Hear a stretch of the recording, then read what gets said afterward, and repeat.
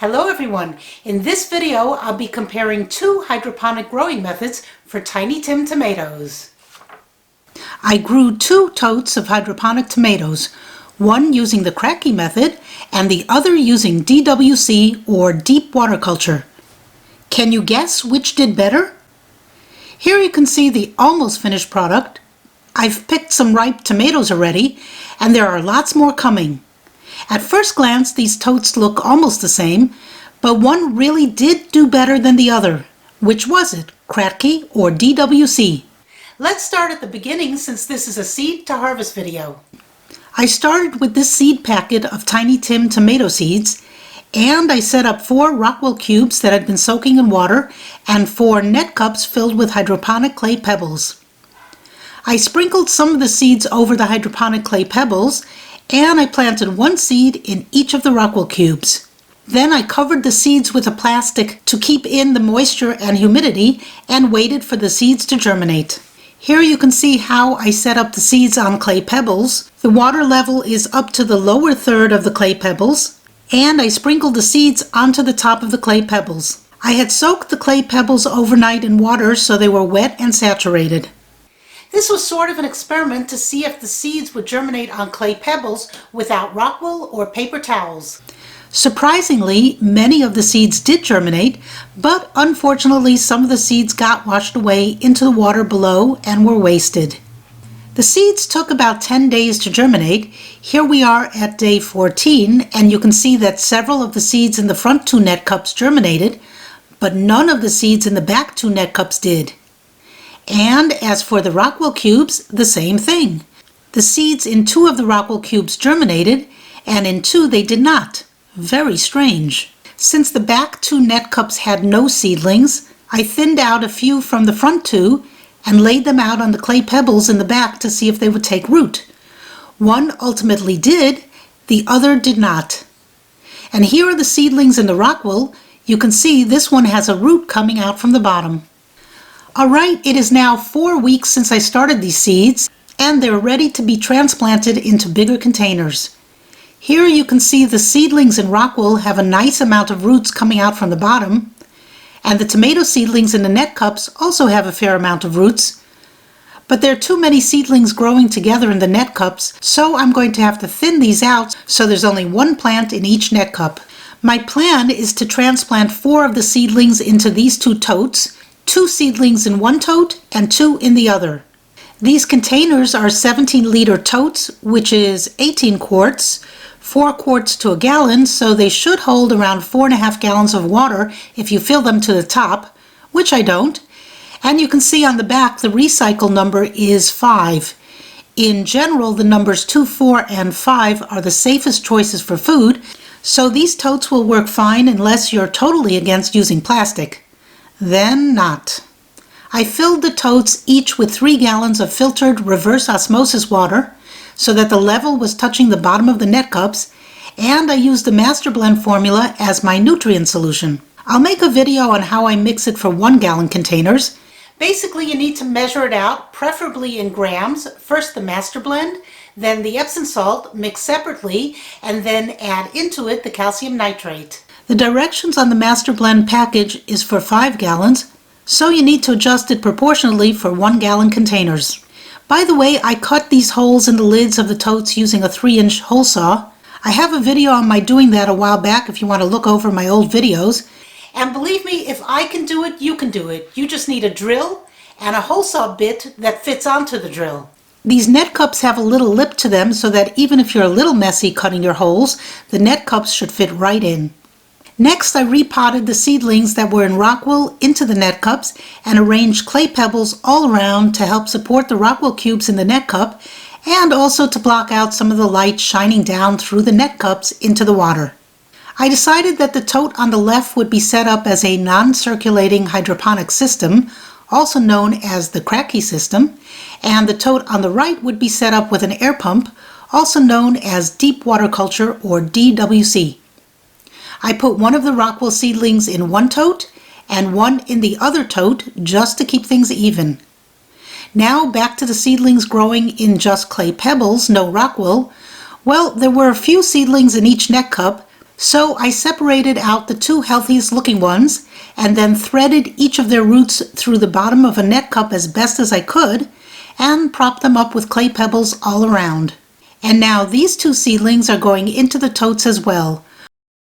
One in the Kratky tote and one in the DWC tote. So now I have two totes set up, each with two Tiny Tim seedlings, for a total of 4 plants. 2 had their start in rockwool and 2 started out just on clay pebbles. And in case it makes a difference, I split them so that each tote had a rockwool seedling and a clay pebble seedling, just in case it matters. In the end, it didn't seem to matter. I didn't see any difference in the output between the two germination methods. Now I'm ready to hook up the tote on the right to an air pump. Here you can see I drilled 2 holes in the tote to feed the air tubing through. And here is the pump I'm using. It's a cheap pump. It costs less than $20 and it has 2 outlets for the air. So I connected 2 tubes and 2 air stones and fed it into the tote through the holes that I made. And here you can see it all connected, and we have bubbles. This will keep the water nice and aerated. You probably noticed that each tote has 4 holes, and I only used 2 of the holes for planting, so the other 2 holes need to be covered up. These Folgers lids fit perfectly over the holes to cover them up. I'm going to have to drink some more coffee. Here you can see everything all set up, the DWC here on the right and the Kratky setup on the left. Now a week has passed and it's time to check in on our transplanted seedlings. Let's have a look at the tote on the right first, and you can see some root growth here. Now let's take a look at the tote on the left, and actually these roots look much bigger than the other tote, and this is the Kratky tote, the one without an air pump. When I lifted the lids up, I realized that they were not totally opaque, and to prevent the light from filtering down through them, I decided to cover the lids with aluminum foil. The foil also helps reflect the light back up to the plants. Okay, it's now another week later, so it's 6 weeks since I planted the seeds, and we still have 4 very nice and healthy looking plants. But the plants on the left do look like they're growing faster than the plants on the right. Looking at the roots, there are lots of roots here in the Kratky setup. And now let's look at the DWC setup, and the roots here look less robust, kind of stringy looking. Now these plants are 7 weeks old. Remember, the 2 plants in the back were grown in rockwool and looked almost identical when I planted them in these totes, and the 2 plants in the front were grown on clay pebbles, and they also looked almost identical when I planted them. Surprisingly, the 2 plants on the left in the non-circulating tote, also called the Kratky tote, they're growing much faster than the tote with the air pump. Now, I've done this side-by-side comparison before with bell peppers, and I observed exactly the opposite that time around. When I grew the bell peppers side by side, the DWC grew faster and bigger peppers than the Kratky system. But now I'm finding the opposite, and I have no clue why. Same seeds, same planting methods, same nutrients, same lights. No idea why Kratky is growing faster than DWC. I guess there are things we just don't know. Let's compare the roots. Here are the roots from the Kratky plants, and here are the DWC roots. Need I say more? I just don't understand why the DWC plants and roots are growing so much slower than the Kratky ones. As I've said, I've done this experiment before with opposite results. Alright, here are the plants at 8 weeks, and the DWC on the right seems to be growing at a quicker rate now, finally, but they've not caught up to the Kratky plants on the left. You can see all the plants are starting to put out flowers now, although the Kratky plants are putting out many more flowers than the DWC plants. By the way, I don't think I mentioned the lighting I'm using here. This is a Mars Hydro TS 1000 watt light, and I have it centered over the plants so they're getting equal amounts of light. So that's not the reason Kratky is doing better. I just don't know why. Let's have a look at the roots, of course. Kratky first, then DWC. I'll let you draw your own conclusions here. Now the plants are 9 weeks old, and you can see there are lots of flowers on all 4 plants. I should mention this plant is considered self-pollinating, so you don't have to be the bee here. Although I did shake the branches of the plants from time to time to simulate the wind, but I did not go around from flower to flower pollinating them, and I'm not sure my wind simulations did anything. These were going to produce fruit regardless, I think. It's 10 weeks since I planted these, so around 70 days ago, and these are really looking good. Some tomatoes have started to appear, and the plants continue to grow nicely. Although I still see a difference between the tote on the left and the tote on the right, the tote on the right is still trying to play catch up. And the roots of the DWC totes still look scraggly compared with the Kratky roots. It's the next day, and let's have a closer look at the tomatoes on the Kratky setup. And there are some coming out, and lots of flowers that will hopefully all turn into tomatoes. On the DWC setup, there are also some very small tomatoes and some flowers, but definitely not as many as there are on the Kratky setup. You can see here that I pruned the bottom branches to improve the airflow around the plants. Tiny Tim really doesn't need to be pruned since it's a determinate variety, but pruning out the bottom branches is usually a good idea, and definitely if you see any leaves that don't look healthy, then get rid of those as well. But otherwise, it's best to leave Tiny Tim alone to do his thing. A little late in the game, I decided to position my GoPro camera on one of the growing tomatoes in the DWC system. I took a picture every morning and every night, pretty much every 12 hours, to document the growth over time. And here are those pictures.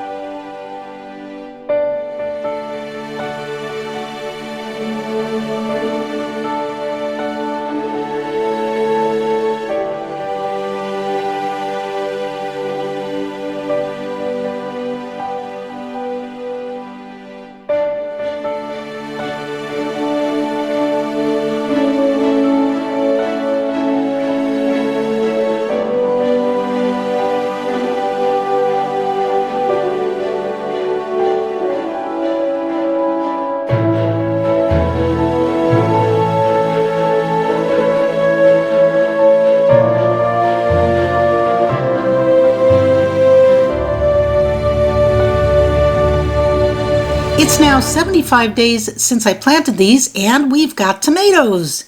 Green tomatoes, but still lots of tomatoes. And here, even on the DWC plants, we have tomatoes. Day 77, and the anticipation is killing me. It's now the beginning of February, the deep dark days of winter, ice, snow, and cold temperatures. And I can't wait till these guys turn red and ripe. I'm actually surprised at how large these cherry tomatoes seem to be growing. I expected tiny cherry tomatoes, but these are large, even larger than cherries. The name Tiny Tim made me think the fruit would be tiny as well. Nothing tiny about these guys, only the plants are tiny, not the fruit. Every day I faithfully took 2 pictures of the tomatoes growing morning and night, and the tomatoes kept growing and growing. I filmed some of the tomatoes with the flowers still attached. Very cute.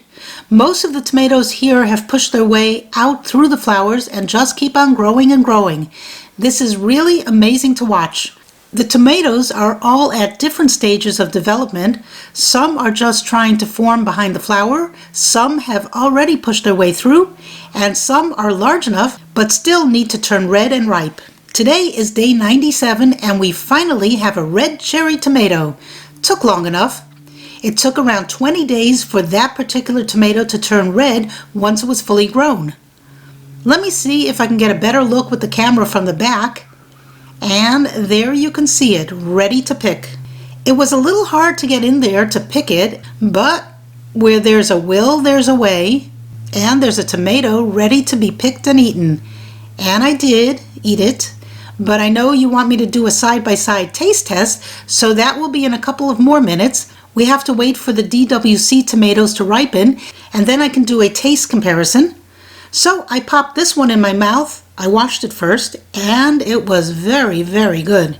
Now it's day 101, 101 days since I planted these seeds, and now we have lots more of the tomatoes turning red and ripe. Although most of the red ripening ones are in the left Kratky tote, There are some red ripening ones in the DWC tote as well. There are not as many there, and they are smaller. Here you can see the Kratky tomatoes are drinking up lots of the water, and so when the water level drops down this far, I top it off with either plain filtered water or hydroponic nutrient water. That's the Master Blend formula. I trade off each time I refill, one time plain water, one time hydroponic nutrients, and I do the same to both totes, although the Kratky tote uses much more water than the DWC tote. The Kratky tomato plants are taking up much more water than their siblings in the DWC tote.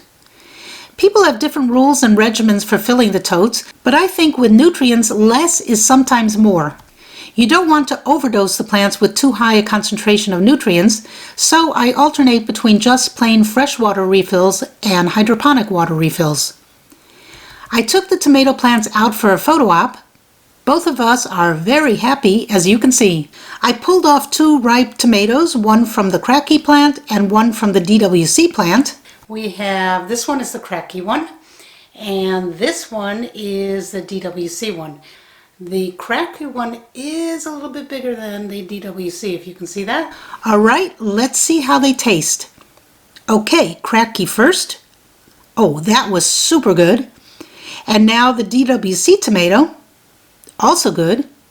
I really can't tell the difference between the two. They were both super delicious. This was the first time I had grown the Tiny Tim tomato variety, and I can tell you it won't be the last. What a nice outcome. If you enjoyed this video, please like and subscribe, and thank you for watching. Bye.